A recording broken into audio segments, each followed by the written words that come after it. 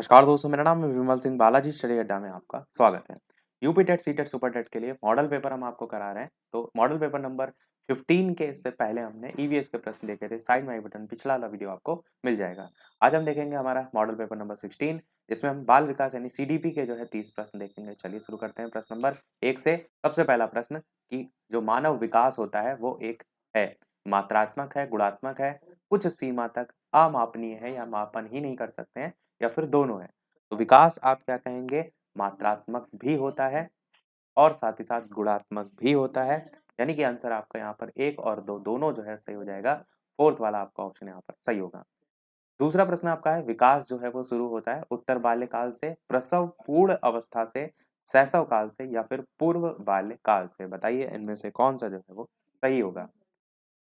Answer की बात करते हैं इन चार ऑप्शन में से, तो जो विकास की प्रक्रिया होती है वो प्रसव पूर्व अवस्था से ही स्टार्ट हो जाती है। तो सेकंड वाले ऑप्शन के साथ आप जाएंगे और सेकंड वाला ऑप्शन यहाँ पर जो है बिल्कुल सही होगा। आपको शैशव काल टिक नहीं करना है, थर्ड वाला ऑप्शन यहाँ पर सही नहीं होगा। तीसरा प्रश्न है कि मानव जो विकास है उसको क्षेत्रों में विभाजित किया जाता है, जो है शारीरिक, आध्यात्मिक, संज्ञानात्मक और सामाजिक। इसी प्रकार अलग अलग चार ऑप्शन दे रखे हैं, जिसमें सामाजिक, मनोवैज्ञानिक, आध्यात्मिक, संवेगात्मक, अलग अलग एक दो ऑप्शन जो है वो बदल दिए गए हैं। आपको बताना है कि मानव विकास को क्षेत्रों में विभाजित जो है वो किया जाता है, वो इनमें से कौन सा ऑप्शन सही होगा। आंसर की बात करते हैं इन चार ऑप्शन में से, तो आपका मनोवैज्ञानिक, संज्ञानात्मक, संवेगात्मक और शारीरिक, ये आपके जो है विकास के जो क्षेत्र हैं उसमें आ जाएगा। शारीरिक भी आता है जिसमें, मनोवैज्ञानिक भी आता है जिसमें, संज्ञानात्मक भी आता है जिसमें, और संवेगात्मक भी। आध्यात्मिक नहीं आता है, तो ये ऑप्शन आध्यात्मिक वाला, ये ऑप्शन आध्यात्मिक वाला कट जाएगा।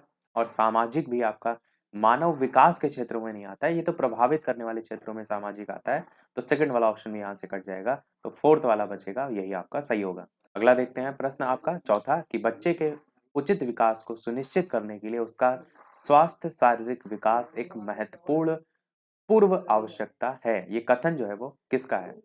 पहला कह रहा है गलत हो सकता है क्योंकि विकास नितांत व्यक्तिगत मामला है। दूसरा कह रहा है बिल्कुल सही है क्योंकि विकास क्रम में शारीरिक विकास सबसे पहले स्थान पर आता है। तीसरा कह रहा है सही है क्योंकि शारीरिक विकास विकास के अन्य पक्षों के साथ अंतः संबंधित है। और चौथा कह रहा है गलत है क्योंकि शारीरिक विकास विकास के अन्य पक्षों को किसी भी प्रकार से प्रभावित नहीं करता। तो बताइए कि बच्चे के उचित विकास को सुनिश्चित करने के लिए उसका स्वास्थ्य शारीरिक विकास एक महत्वपूर्ण पूर्व आवश्यकता है, ये कथन जो है वो कैसा है। आंसर की बात करते हैं तो आपका ऑप्शन कहेंगे थर्ड वाला कि बिल्कुल सही है क्योंकि शारीरिक विकास विकास के जो अन्य पक्ष हैं उनके साथ अंतः संबंधित जो है वो होता है। थर्ड वाला ऑप्शन यहाँ पर आपका सही होगा। अगला देखते हैं आपका पांचवा कि अवधारणाओं का विकास मुख्य रूप से किसका हिस्सा होता है। बौद्धिक विकास का, जो अवधारणाएं हम बनाते हैं ना, उसके संदर्भ में पूछा गया है। बौद्धिक विकास का हिस्सा होता है, शारीरिक विकास का होता है, सामाजिक विकास का होता है, या संवेगात्मक। अब देखिए अवधारणाएं क्या होती हैं, किसी भी पर्टिकुलर थिंग के समय संबंध में हम बनाते हैं, तो वो हम सोचते कैसे हैं, हम अपनी बौद्धिक क्षमता से सोचते हैं। तो आपको क्लियर समझ में आ रहा है कि बौद्धिक विकास जो है उसका ये हिस्सा है। फर्स्ट वाला ऑप्शन यहाँ पर सही होगा। छठा प्रश्न है, निम्नलिखित में से किस अवस्था में बच्चे जो है अपने समवयस्क समूह के सक्रिय सदस्य हो जाते हैं। किशोर काल, प्रौढ़ काल, पूर्व बाल्यकाल, या फिर बाल्यकाल। क्वेश्चन मैंने इससे पहले भी आपको कराया है। ऑप्शन एबीसीडी में से बताइए कौन सा जो है वो सही होगा। आंसर की बात करते हैं तो आपका जो किशोरावस्था का समय होता है वो आपका यहाँ पर सही होगा। कहीं कहीं है पर यहाँ पर पूर्व किशोरावस्था करके भी दे दिया जाता है, तो वो भी आपका सही हो सकता है। तो ऑप्शन के अकॉर्डिंग टिक कर लीजिएगा, पहला ही ऑप्शन यहाँ पर सही होगा। सातवां प्रश्न कह रहा है कि बाल विकास के अध्ययन में निम्नलिखित में से किन बातों को शामिल किया जाता है। आयु के साथ होने वाले जो बदलाव हैं उनका क्या स्वरूप होता है। दूसरा कह रहा है बालक में होने वाले जो परिवर्तन है उसका विशेष आयु के साथ जो है वो क्या संबंध होता है। तीसरा कह रहा है बालकों में पाई जाने वाली व्यक्तिगत विभिन्नताओं के लिए किस प्रकार के आनुवांशिक और परिवेशजन्य प्रभाव उत्तरदायी होते हैं। तो तीन ये पॉइंट दिए हैं। आपसे पूछ ही रहा है कि बाल विकास के जो अध्ययन है उनमें इनमें से किन बातों को शामिल किया जाता है।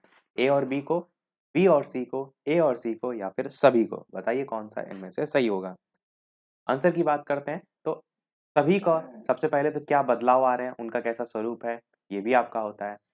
बालक में जो भी परिवर्तन हो रहे हैं उसका विशेष आयु के साथ क्या संबंध हो रहा है, किस एज में क्या परिवर्तन हो रहा है, ये भी तो देखते हैं हम। बालकों में पाई जाने वाली जो व्यक्तिगत विभिन्नताएं हैं, उनके लिए किस प्रकार के आनुवांशिक और परिवेशजन्य यानी कि वातावरण जो प्रभाव है उत्तरदायी है, वो भी देखते हैं। तो बालक के विकास के संदर्भ में, उसके अध्ययन में इन सभी बातों को शामिल किया जाता है। आंसर आपका ये सभी यहाँ पर जो है बिल्कुल सही हो जाएगा। अगला प्रश्न 8वां कह रहा है कि विकास की प्रक्रिया में डैश जीवन मूल्यों, व्यक्ति व्यवहार इत्यादि का दृष्टिकोण भी शामिल है। तो यहाँ पर आपको बताना है दृष्टिकोण, स्वभाव, रुचियों और आदतों इनमें से कौन सा सही होगा। A B, ABC, B C D या फिर सभी। विकास की जो प्रक्रिया है उनमें इनमें से कौन सा, बाकी जीवन मूल्यों, व्यक्ति व्यवहार, इसका तो विकास शामिल होता ही है, इनमें से कौन सा होगा। आंसर की बात करते हैं तो दृष्टिकोण जो है वो भी आपका आएगा, स्वभाव जो है वो भी आपका आएगा, रुचि किसमें ले रहे हैं बच्चा उसको वो भी आएगा, और आदत भी आएगा। यानी आंसर आपका ये सभी यहाँ पर जो है वो बिल्कुल सही होगा। इन सभी का विकास जो है वो शामिल है। नवा प्रश्न है, इनमें से कौन सा विकास छोटे बच्चों में मानसिक और संज्ञानात्मक विकास में सर्वाधिक मददगार होता है। सामाजिक, शारीरिक, सांवेगिक या भाषाई। तो कौन सा विकास जो है छोटे बच्चों में मानसिक और संज्ञानात्मक विकास में सबसे ज्यादा हेल्प करता है। आंसर की बात करते हैं तो छोटे बच्चों में हेल्प करता है वो है, तो आपका सेकंड वाला ऑप्शन है यहाँ पर शारीरिक विकास जो है वो सही हो जाएगा। छोटे बच्चों को लेकर बात की गई है, तो शारीरिक विकास जो है वो बच्चों में मानसिक और संज्ञानात्मक विकास में सर्वाधिक मदद करता है। अगला देखते हैं आपका, इनमें से कौन सा बालक के सामाजिक विकास को प्रभावित ही नहीं करता है। वृद्धि, तर्क शक्ति, भाषा प्रयोग की क्षमता या फिर इनमें से कोई नहीं। तो बताइए इनमें से कौन सा जो है वो सही होगा। आंसर की बात करते हैं तो आपका ऑप्शन, कौन सा बालक के सामाजिक विकास को प्रभावित नहीं करता है। आंसर की बात करते हैं तो वृद्धि भी आपकी प्रभावित करती है, तर्क शक्ति भी, भाषा प्रयोग की क्षमता तो बहुत प्रभावित करेगी। इनमें से कोई नहीं, आपका यहाँ पर आंसर जो है फोर्थ वाला ऑप्शन जो है वो सही होगा। अगला प्रश्न है, बाल विकास के विभिन्न जो आयाम हैं उनके अधिगम के संदर्भ में आपको बताना है कि इनमें से कौन सा कथन जो है वो असत्य है, यानी गलत कथन छांटना है। पहला कह रहे विकास के जो विभिन्न आयाम है उनका आपस में घनिष्ठ संबंध है और ये अधिगम को प्रभावित करते हैं, तो ये तो आपका बिल्कुल सही है, जबकि गलत छांटना है। बालकों का विकास और अधिगम एक निरंतर प्रक्रिया है, बिल्कुल है। शारीरिक विकास विशेषकर छोटे बच्चों में मानसिक व संज्ञानात्मक विकास में मददगार है, ये भी सही है। यानी आंसर यहाँ पर भी उपरोक्त में से कोई नहीं जो है वो सही होगा, क्योंकि प्रश्न में असत्य कथन पूछा गया था, जबकि बाकी सभी जो है वो सत्य है। अगला है कि मानव का जो विकास है वो निम्नलिखित में से किस पर निर्भर होता है। उसकी वृद्धि पर होता है, उसके वातावरण पर होता है, उसकी बुद्धि पर होता है, या उसके वृद्धि और वातावरण से जो मिलने वाली परिपक्वता है उस पर होता है। तो बताइए इनमें से कौन सा जो है वो सही होगा। इसके अलावा वीडियो पसंद आए, चीजें समझ आए तो लाइक भी अवश्य करते रहिएगा। इसी प्रकार अच्छे अच्छे प्रश्न हम प्रैक्टिस करते रहें, शेयर भी करते रहिएगा और लोग साथ, ताकि और लोग भी जुड़ते रहें। आंसर की बात करते हैं तो मानव का विकास, उसकी वृद्धि और उसके वातावरण दोनों को मिला करके फोर्थ वाला ऑप्शन जो है उसकी वृद्धि और वातावरण से मिलने वाली परिपक्वता जो है उस पर जो है वो निर्भर करता है। तो यही आपका ऑप्शन यहाँ पर सही होगा। 13 प्रश्न है, मानव विकास की किस अवस्था के बाद व्यक्ति जो है वो परिपक्व हो जाता है। बाल्यकाल, शैशवकाल, प्रौढ़ काल, किशोर काल। तो बताइए कौन सा सही हो जाएगा। मानव विकास की कौन सी अवस्था के बाद व्यक्ति मैच्योर हो जाता है, परिपक्व हो जाता है। आंसर की बात करते हैं तो सबसे लास्ट किशोर काल आपका यहाँ पर सही होगा। अगला है, किस अवस्था में घनिष्ठ मित्रता की प्रवृत्ति पाई जाती है। ये क्वेश्चन आपका अच्छा है। किशोर काल, बाल्यकाल, शैशव काल या इनमें से कोई नहीं। बताइए कौन सा जो है वो सही होगा। इस अवस्था में घनिष्ठ मित्रता की जो प्रवृत्ति है वो जो है वो पाई जाती है। आंसर की बात करते हैं इन चार ऑप्शन में तो आप कहेंगे पहला वाला ही ऑप्शन आपका यहाँ पर किशोर काल जो है वो बिल्कुल सही हो जाएगा। इससे पहले भी एक क्वेश्चन आया था इसी से संबंधित कि अपने जो समकक्षी हैं उनके बराबर या समवयस्क समूह के प्रति जो भाव है वो भी चीजें आपको किशोर काल में ही देखने को मिलती हैं। अगला देखते हैं 15 प्रश्न, इनमें से कौन प्रारंभिक जो बाल्यकाल अवधि है उसके दौरान समूह के स्वीकार्य भूमिकाओं और व्यवहारों के बारे में जानकारी प्रदान करते हैं। भाई बहन और अध्यापक, अध्यापक और साथी, साथी और माता पिता, माता पिता और भाई बहन। तो बताइए कौन सा सही होगा।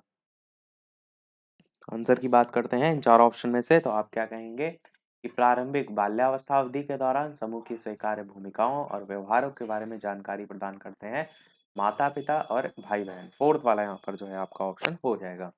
16 कह रहा है, इनमें से कौन आयु समूह परवर्ती बाल्यकाल श्रेणी के अंतर्गत जो है वो आता है। 11 से 18 वर्ष, 18 से 24 वर्ष, जन्म से 6 वर्ष या 6 से 11 वर्ष। तो बताइए कौन सा इनमें से जो है वो सही होगा। आपको बताना है कौन आयु समूह परवर्ती बाल्यकाल श्रेणी के अंतर्गत आता है। आंसर की बात करते हैं तो आपका ऑप्शन यहाँ पर, तो इन चारों ऑप्शन में से आंसर की बात करते हैं तो परवर्ती बाल्यकाल जो है 6 से 11 वर्ष की अवधि होती है। ये आपका ऑप्शन फोर्थ वाला जो है वो सही हो जाएगा। बाकी अच्छा ऑप्शन भी देखेंगे तो ये सहसावस्था के टाइम का है, ये आपका किशोरावस्था से और ऊपर निकल गया, ये लगभग किशोरावस्था, तो वैसे ऑप्शन काट के भी आप आंसर तक पहुंच सकते हैं। 17 प्रश्न है, इनमें से कौन बच्चों के संवेगात्मक विकास के लिए सबसे ज्यादा उपयुक्त है। कक्षा कक्ष का प्रजातांत्रिक परिवेश, अध्यापकों की कोई भी सहभागिता नहीं क्योंकि यह माता पिता का कार्य है, तो ये तो ऑप्शन बिल्कुल गलत है, इसको तो सीधे सीधे काट दीजिए। कक्षा कक्ष का नियंत्रित परिवेश नहीं, अधिकारवादी परिवेश नहीं, पहला ऑप्शन सबसे बेस्ट है कि कक्षा कक्ष का प्रजातांत्रिक परिवेश होना चाहिए सांवेगिक विकास के लिए, संवेगात्मक विकास के लिए बच्चे के। 18 प्रश्न है, 15 वर्षीय संजीत अपने आप से पृथक स्वनियंत्रित व्यक्ति की भावना को विकसित करने का प्रयास कर रहा है, तो ये विकसित कर क्या रहा है, स्वायत्तता को, नियमों के प्रति घृणा को, किशोरावस्था, अक्खड़पन को या परिपक्वता को। बताइए इनमें से कौन सा जो है वो सही होगा। अपने आप से पृथक यानी कि अलग जो है स्वनियंत्रित व्यक्ति की जो भावना है उसको विकसित करने का प्रयास कर रहा है, और ये जो है विकसित कर रहा है वो है नियमों के प्रति घृणा। तो सेकंड वाला ऑप्शन यहाँ पर जो है बिल्कुल सही होगा। 19 प्रश्न, संज्ञानात्मक विकास इनमें से किसके द्वारा समर्थित होता है। जितना संभव हो उतनी आवृत्ति से संगत और सुनियोजित परीक्षाओं का आयोजन करना, या फिर उन गतिविधियों को प्रस्तुत करना जो पारंपरिक पद्धतियां जो है उनको सुदृढ़ बनाती हैं, या फिर एक समृद्ध और विविधतापूर्ण जो वातावरण है वो उपलब्ध कराना, या फिर सहयोगात्मक की अपेक्षा वैयक्तिक गतिविधियों पर अधिक ध्यान केंद्रित करना। तो किसके द्वारा संज्ञानात्मक विकास जो है समर्थित होता है।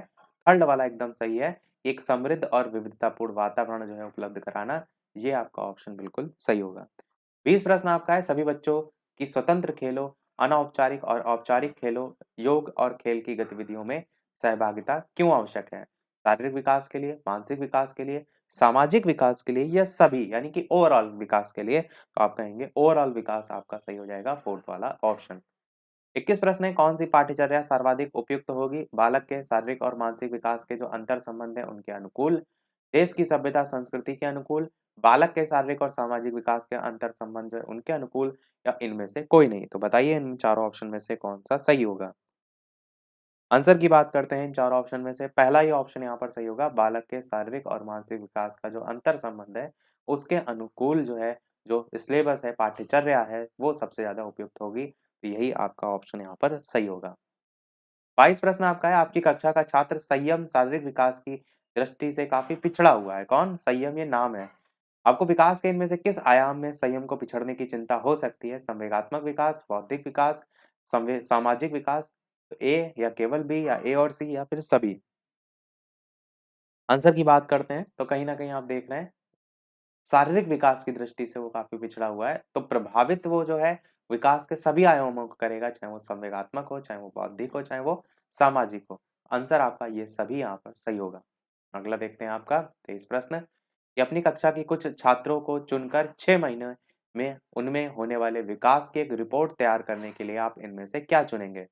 प्रत्येक माह उनकी लंबाई मापेंगे, प्रत्येक माह उनका वजन तौलेंगे, प्रत्येक माह उनकी जो रुचियाँ हैं, आदत हैं, दृष्टिकोण है, स्वभाव है, व्यक्तित्व है, व्यवहार है, इनमें होने वाले जो बदलाव हैं उनकी जाँच करेंगे, या फिर प्रत्येक माह उनके शारीरिक आकार में होने वाले जो बदलाव हैं उनकी जाँच करेंगे। अब आपको करना क्या है, छात्र को 6 महीने में उनमें होने वाले विकास की एक रिपोर्ट तैयार करनी है।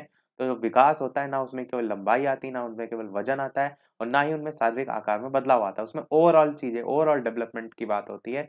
यही अभिवृद्धि और विकास में अंतर भी होता है। तो थर्ड वाला ऑप्शन यहाँ पर सही हो जाएगा, सारी चीज़ों को आप देखेंगे। 24 प्रश्न है, बालक का संवेगात्मक जो विकास है वो निम्नलिखित में से किसे जो है वो प्रभावित करता है।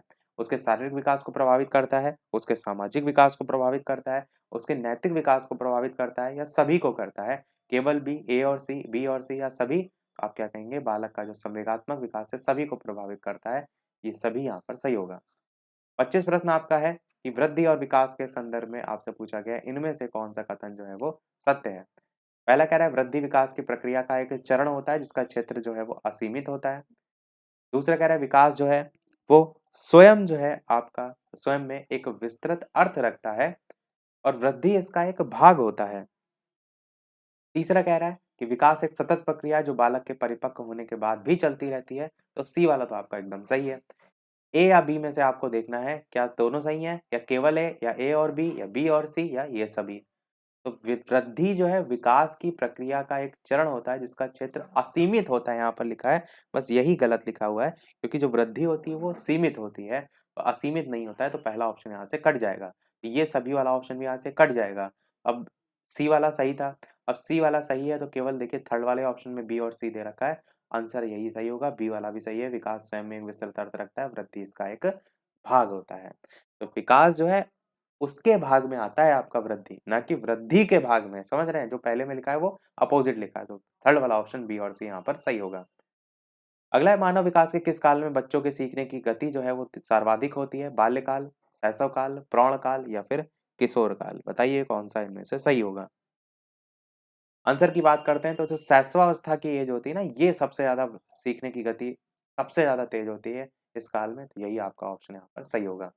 अगला देखते हैं 27 प्रश्न, इनमें से कौन से सिद्धांतकार का ये मत है कि बच्चे अपनी वृद्धि व विकास हेतु कठोर अध्ययन जो है वो करते हैं? बंडूरा, मैस्लो, स्किनर, पियाजे। तो बताइए इनमें से कौन सा सही होगा। इनका जो है ये मत है कि बच्चे अपनी वृद्धि और विकास जो है उसके हेतु कठोर अध्ययन करते हैं। आंसर की बात करते हैं बंडूरा, मैस्लो, स्किनर या पियाजे में से, तो आपका ऑप्शन यहाँ पर मैस्लो जो है वो अब्राहम मैस्लो जो है ये आपका बिल्कुल सही हो जाएगा। अगला देखते हैं 28 प्रश्न, कि इस स्थिति से अवगत हो ले, पूर्व विद्यालय में पहली बार आया बच्चा मुक्त रूप से चिल्लाता है।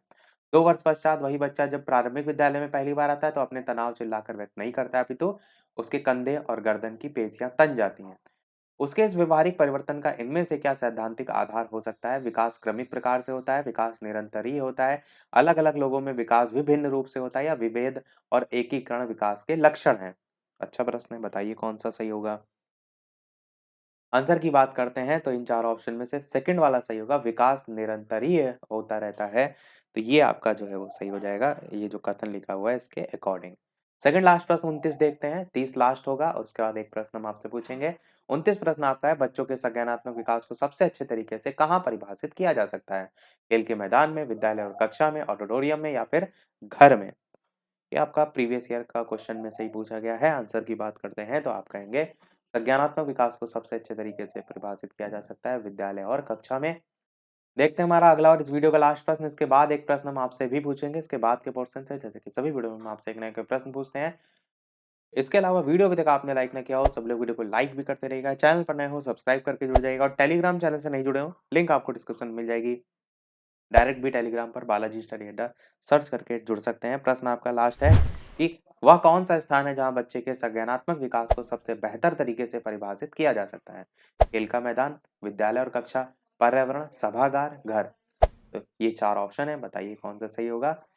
आपका ये जो प्रश्न है आप देखेंगे ऊपर वाला ही है, बस इन्होंने क्या किया, थोड़ा सा ऑप्शन बदल दिया। प्रश्न भी देखिए वही है, संज्ञानात्मक विकास और सबसे बेहतर तरीके से, थोड़ा सा प्रश्न में बदलाव है, बाकी ऑप्शन विद्यालय और कक्षा में है, और यहाँ पर विद्यालय और कक्षा पर्यावरण है, तो आंसर आपका तब भी यही सेकंड ही रहेगा, यही आपका यहाँ पर सही होगा।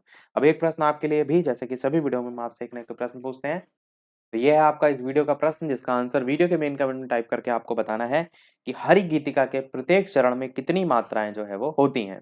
ये ऑप्शन, पहला ऑप्शन है 100, टोटल 22, दूसरा ऑप्शन है 24, तीसरा ऑप्शन है 26 और चौथा ऑप्शन है 28। तो 22, 24, 26, 28, डायरेक्ट आप मात्राएं बताइएगा वीडियो के मेन कमेंट में टाइप करके कि कौन सा इनमें से सही होगा। हरि गीतिका के प्रत्येक चरण में कितनी मात्राएं होती हैं। तो आज वीडियो में इतना ही रखते हैं। लाइव टाइमिंग दो है, दोपहर के 3 बजे, शाम के 8 बजे लाइव आकर भी वीडियो आप देख सकते हैं, प्रश्नों की प्रैक्टिस कर सकते हैं। तो मिलते हैं चलिए फिर अगले वीडियो में कुछ नए प्रश्नों के साथ, नए टॉपिक के साथ, तब तक के लिए नमस्कार, जय हिंद।